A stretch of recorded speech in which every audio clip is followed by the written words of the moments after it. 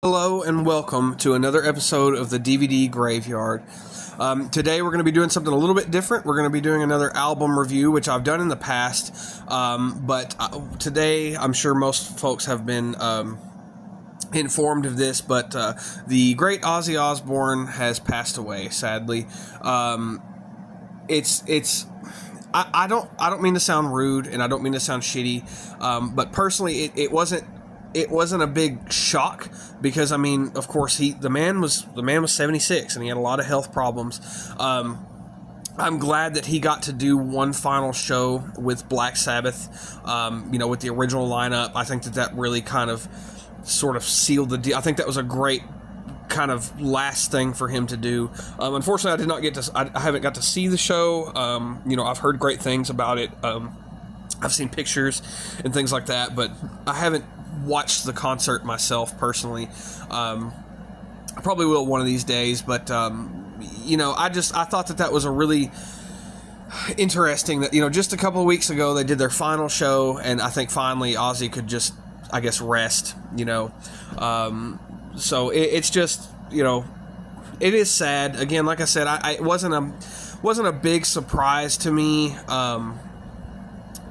personally, but it's still a sad occasion. It's definitely something that hit me, kind of punched me in the gut when I heard that. I was like, oh, how, that's sad. But, it is what it is, unfortunately. If you're religious, he's back with Randy again. Randy and him have reunited once again. So today I figured what better album to talk about than, I think, Ozzy's defining work of Diary of a Madman from 1981. I still do not think this album has been topped. I still think that this is Ozzy at his best. It's like, as a solo band, it is his best. Blizzard of Oz was great. I thought about covering Blizzard of Oz instead, but, since that was his first solo release. But I was like, no, Diary of a Madman is just much more Ozzy, like, to me. That's much more kind of what I think of when I think of Ozzy Osbourne. It's definitely my preferred album. And again, like I said, it has not been topped. There's not a bad song on it. There's songs on it that there's probably a song on it that I'm not, it's not my favorite. But other than that, all the vocal work is incredible. Ozzy sounds better than he's ever sounded. The guitar work is breathtaking. It's amazing. It was some of Randy's finest work. And it's a big album that really kind of defined kind of me and my music taste, because I do play guitar, not very well, but I do play guitar, and Randy Rhoads was a huge influence on me, as well as Sabbath. Black Sabbath was a massive influence, but I really got into Ozzy's solo stuff, around the time I was a teenager when I started picking up the guitar, because Randy's guitar playing just blew my mind, and Ozzy's vocal, his just wailing, screaming vocals just really kind of just struck a chord with me, and it's always just been like, this has always just been one of my favorite albums. Like, I would definitely put this as one of my favorite albums of all time, because it's incredible. And like I said, it's never been topped personally. You can say what you will. I know that, there's Zakk Wylde fans, and also, I don't mean to discredit Jake E. Lee, because Jake E. Lee was an incredible guitar player for Ozzy, but Bark at the Moon was a good album, but still has never been topped. Diary of a Madman has never been topped, to me personally. I think everything else, after Diary of a Madman, there was with each album, there was always, a handful of songs that I just was not really crazy about. But Diary of a Madman is one I can go back to and listen to every single track on it and still feel the same joy, the same happiness, have my mind blown all over again, hear things that I didn't hear the first time. It's just, and again, it just really, to me, defines Ozzy as a musician, as a vocalist, and his whole kind of persona. This is the album that really did that for me. So we'll just kind of dig right into it. I am going to be talking about, which I guess, I don't really have the album here in front of me, but I know it so well. But it's not. I'm definitely not going to give any credit to Mike Borden and Robert Trujillo, because Bob Daisley and Lee Kerslake were the drummer and the bass player on that original album. I will say I did think it was kind of shitty that they remastered it and took those original drum tracks and re-recorded that. Why you would do something so idiotic, I have no idea, because that's just silly. Nothing against them as musicians, but I just think that was a really shitty thing to do. So I'm going to say that now. That was not Ozzy Osbourne's decision. Ozzy had nothing to do with that. I think that he was coerced. I think that was some stuff kind of going on behind the scenes. If you really know Ozzy Osbourne, kind of Sharon sort of pulled the strings behind the scenes of everything. So again, I'm not going to get into that. This is not a negative video. This is a celebration of a great vocalist, who is now, he's now passed away. He is no longer with us, and it's a shame. So we're going to appreciate this piece of this masterpiece that was left with us. So when we start off the album, we kick off with this wicked badass little drum solo, and then we kick right into the main riff of Over the Mountain. Now this song, when I first heard this song, it blew my fucking mind. And it's still incredible when I listen to it this day. To this day, it's just such a rockin', kick-ass, jamming song that's amazing.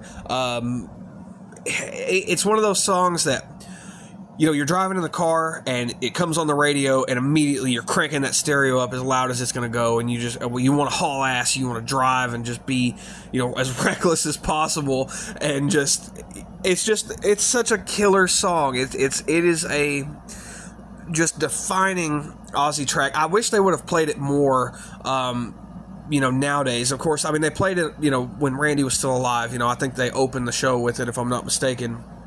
But it didn't get as much love as, in the newer, Ozzy stuff. Like, I'm trying to think of an example.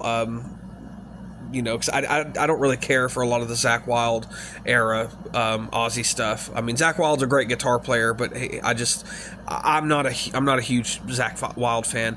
But I don't know. I feel like that song should have gotten a lot more love, because that is such a jamming ass song. When you get to the guitar solo, I remember the first time I ever heard it, being a young 13, 14-year-old guitar player trying to learn to play guitar. I was like, this is impossible. Like, how does someone play this? It just sounded unreal to me. And the lyrics in this song and the way that Ozzy sings them just is so great, and it gets you amped. It gets you so hyped up and just excited to listen to this track.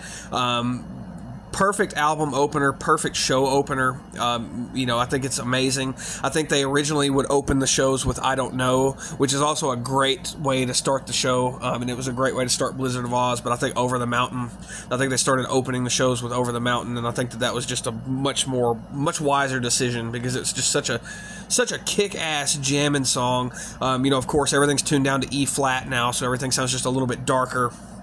And a little bit more sinister, and even the guitar sounds a little bit kind of sinister, and just a great song. Amazing way to start the album out. And then we get to track number 2, which is the cheeky Flying High Again. That's kind of how I describe this song. Is it's very kind of, I guess it's very kind of tongue-in-cheek, in a way. It's such a happy song, such a happy riff. It's incredible. This was my stoner anthem, in my teenage, pot smoking days. Always loved this song.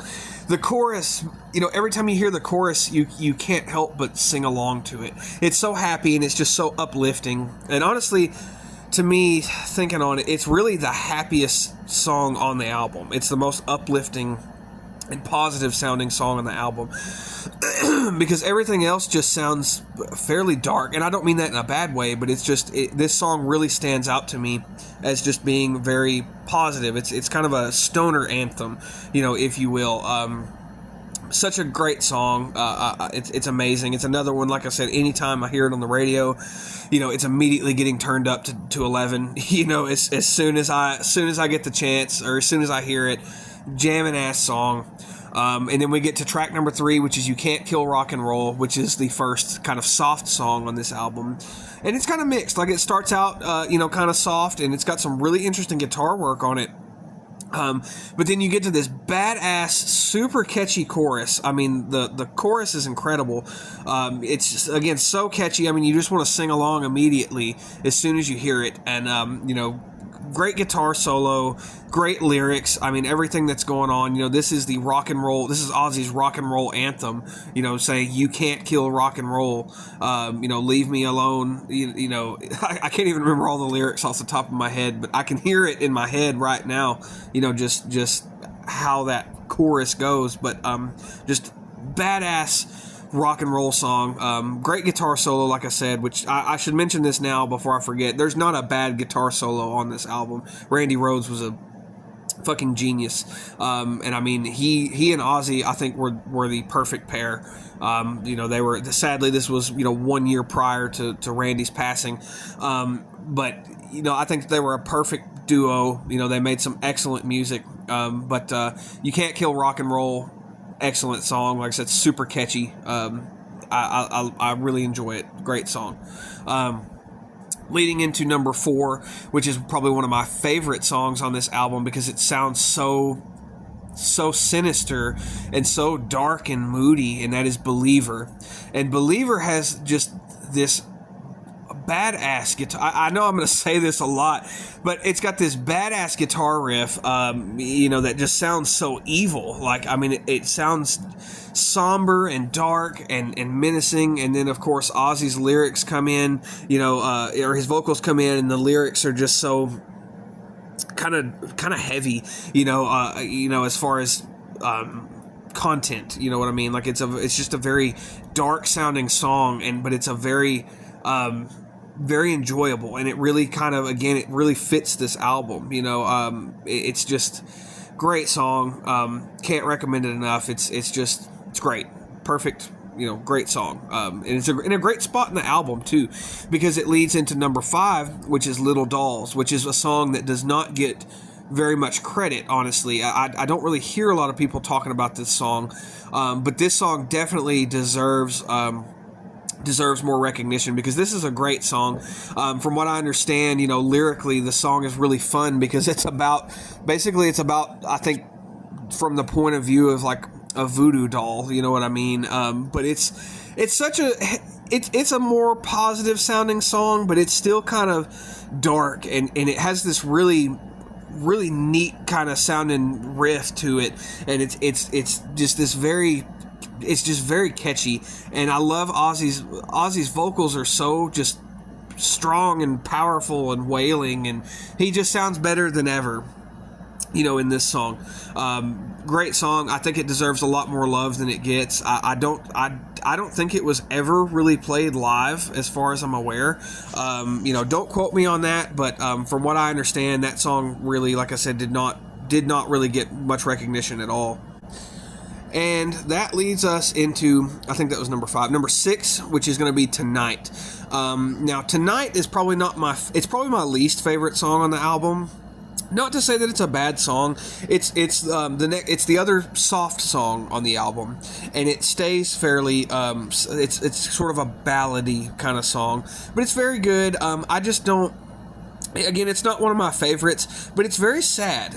It's a very kind of somber sounding song, but this is going to sound weird, but happy at the same time. It's kind of melancholy, I guess. I don't know. It's just very kind of, I don't know. Like I said, it's not one of my favorites. It's not one that I've listened to a lot, but it's just a very kind of, if I'm in a sad mood or if I'm really down, this is one that I will put on, that I'll put on this, in this album. But I'm not going to lie. Normally I will skip this song, because the next song is another one of my favorite songs in this album that does not get near the attention that it should. I think it's a little bit more well known than it used to be, but this is as soon as I heard this song, it was immediately, I was hooked on it, and that is SATO, or Sato is what I call it, just kind of joking around. Now, there's been some kind of debate on what SATO stands for. What Ozzy said okay, so what most people think it stands for is Sail Across the Ocean, which makes a lot of sense, especially listening to the lyrics. Really makes a lot of sense to be Sail Across the Ocean. But Ozzy said himself that it is, his Sharon Arden, it's her initials, his current wife, it's her maiden name, Sharon Arden, and then Thelma Osbourne, which was his wife at the time. That's what he says that acronym or whatever, that's what that means. Take from it what you will. I think it's Sail Across the Ocean, personally, because if you listen to the lyrics, it really makes a lot of sense. But if Ozzy says it means one thing, then, whatever. It is what it is. It's still a jamming-ass song. But it starts out with this really kind of dark and moody kind of acoustic and kind of clean or not acoustic, but it's clean guitar, and I think there's acoustic mixed in over it.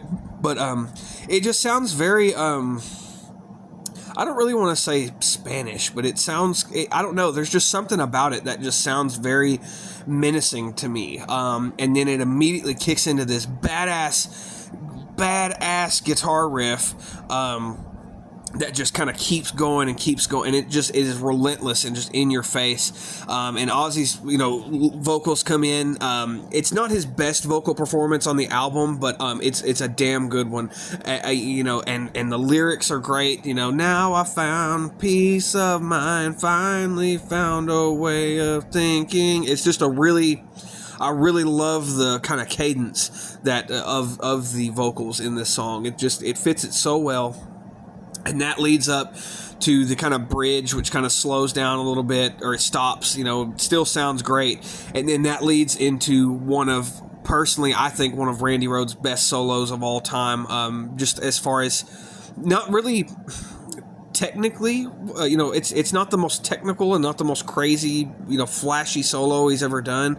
But it fits the song so well, and it's such a catchy little guitar solo that fits this song just perfectly. And I could listen to this solo isolated on repeat forever, basically, because it's so damn good. And then the little kind of run, the pentatonic run that Randy leads up to the solo with, it sounds just mind blowing. Again, this is one of those that as soon as I heard it, it just blew my mind. It was incredible. I could not fathom that a man was playing this. You know what I mean? Like Randy Rhoads really, was a fucking genius. I'm trying not to turn this into a Randy Rhoads tribute. Okay, I'm trying to keep it on the Ozzy, the Ozzy train. But Randy deserves, he deserves that much at least. Incredible guitar player. Again, taken way too soon. But this is a great song. Like I said, I really wish it would have gotten more love. I don't think, again, don't quote me on this, but I don't think it was ever played live that I'm aware of. Maybe a couple of times, but I don't know. Again, I could be wrong on that, but I have pretty much seen everything that when Randy was still alive. I've basically seen everything from that kind of era. So maybe he played it after Randy had passed away. I don't know. Again, don't quote me on that. But as far as I'm aware, that song is very underrated. It is very it always flies under the radar. But great song, another one of my favorites from this album. And then that leads us up to our final track on the album, which is the title track, Diary of a Madman. And I don't even really know what to say about this song, because this song, I don't know, it really struck a chord with me when I was young, because I was in that angsty kind of depressed teenage phase, and this song was like my anthem. This song was amazing. It's so somber and so dark and so eerie, and just the lyrics are so creepy. Ozzy, screaming at the window, watch me die another death. That's just so sad and so depressing. And then the chorus comes in, manic depression befriends me. And then, it's just, it's so somber and just so sad, and but just so kick ass at the same time. And the whole time, you got Randy playing not only these wild chords that he's playing in this song, these wild kind of classic, because Randy was a classically trained musician, again, genius, but just these insane chords that he's playing that sound so evil and so just sinister and menacing, and it fit the song so well. And again, I'm like, how did someone compose this? Like, how did you put this together? And then of course you lead into the main riff of Diary of a Madman, which was just an incredible, fairly simple riff, but just it's packed such a strong punch in this song. And it just sounds so good.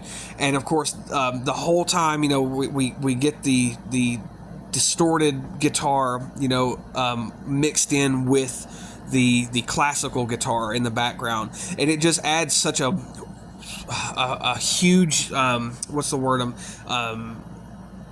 I don't know. It just gives the guitar such a wide berth. It makes it sound huge, which Randy, his guitar always sounded huge. He always double tracked everything, hard left and hard right. So his guitars always sounded massive, no matter what, especially his solos. But this one in particular, that combination of clean guitar, acoustic guitar, oh, excuse me, I'm so sorry, mixed in with the distorted guitar. I'm sorry about that. I just ate something, so I'm kind of have some indigestion.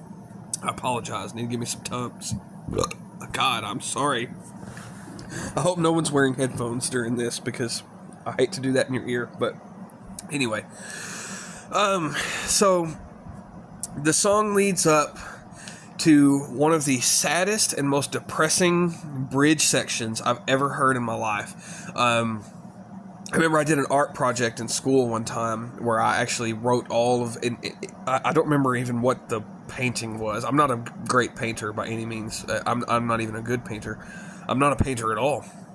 But I had all of the lyrics to that little bridge section written down because it really spoke to me on a very deep level. It really kind of touched my soul, in a way, and it still does. Every time I hear it, every time I hear that little guitar section come in, that really somber, sad, just depressing sounding acoustic guitar, and then when I hear those lyrics come in, I get goosebumps still to this day. I mean,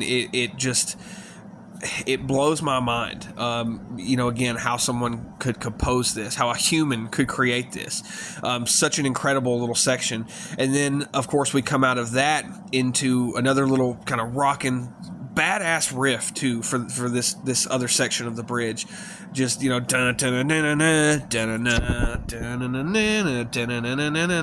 such a wicked sounding riff. I mean, badass.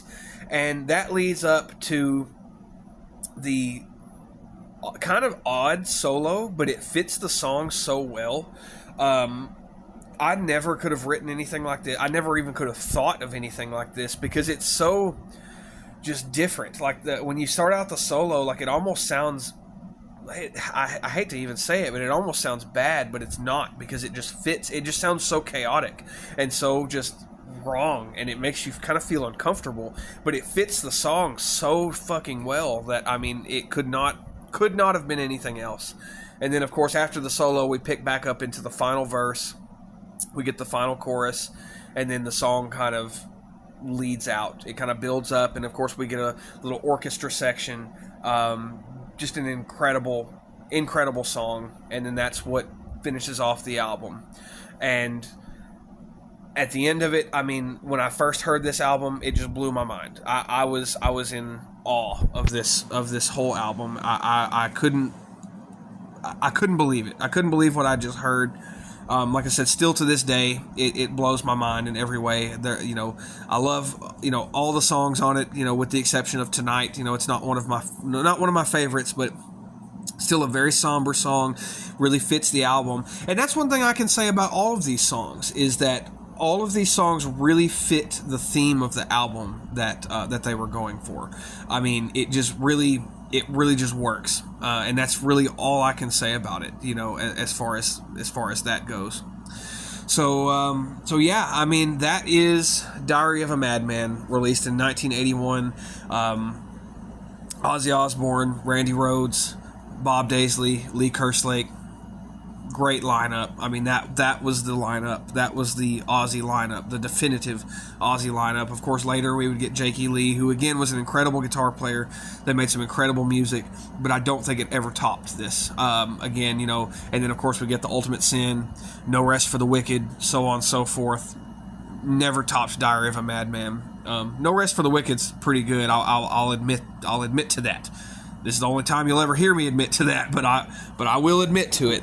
No Rest for the Wicked is a fairly good album, but anyway, that's not what we're here to talk about today. So that kind of wraps up this review. Again, somber day in rock and roll history. Very sad day, but we all knew this was coming. It happens to all of us. You know, death comes for every one of us. Again, if you're religious, you know, maybe it'll bring you some. I guess solitude is the word I'm looking for, to know that Randy and Ozzy have been reunited. You know, so rest in peace, John Michael Osbourne. You did some great things. You were a huge influence on my life. I'll never forget you. I'll never forget the things that you've done, and I appreciate all the music that you've left behind.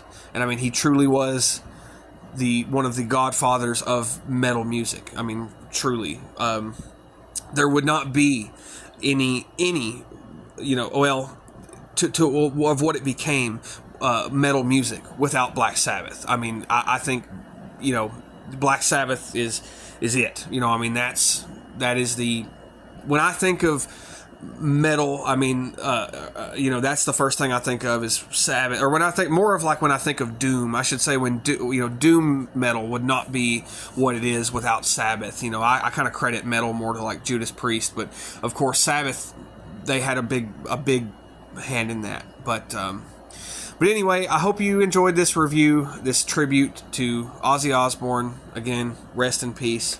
And until next time, stay tuned. Goodbye.